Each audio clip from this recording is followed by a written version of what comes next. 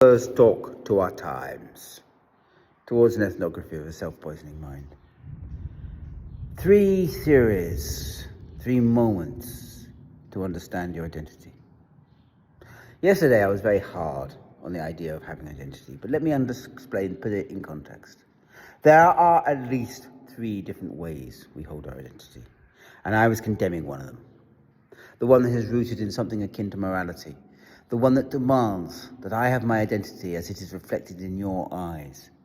And as I can only be me, as I feel that you reflect me, you must see me as I am.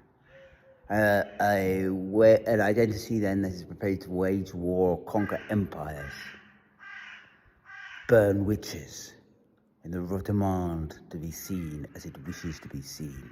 An identity that fuels the diabolization of morality, that poisons it, because it mistakes the moral for the ethical. And I'll come on to the ethical in the end. Secondly, there are those identities that you simply have by proxy of habits. Habits that are long, that you have always done, the long, sad thoughts, or in my case, getting up too early to go for long walks, that I pretend are somehow necessary to the future of creation, in thunderstorms. And the short habits, the day-to-day things that you do every day, the time you get up, the time you have your breakfast, the time you go for your first crap, all of that evolves over the course of the life. So they have different epochs, and so that you exist not as an individual so much as a hobo wandering across a plane of all the things that you could have been, that you would be. Deleuze would call it a plane of immanence.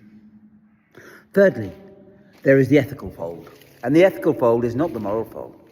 The ethical fold wants to look at you from outside, so that you look at yourself as if you were an external observer.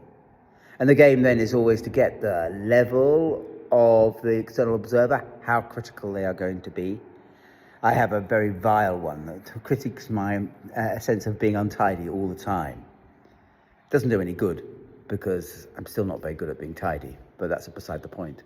But I have others, ones that make me think, that make me do things at certain times. Why? Because I'm training myself. I treat myself as a project, a way to evolve within the world, a way to relate, a way to advance, to change what I am, to rethink, to allow myself to change.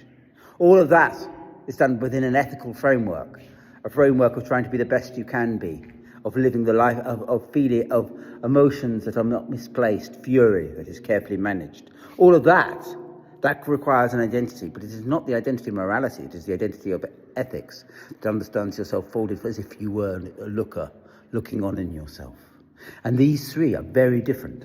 The game is not to confuse them.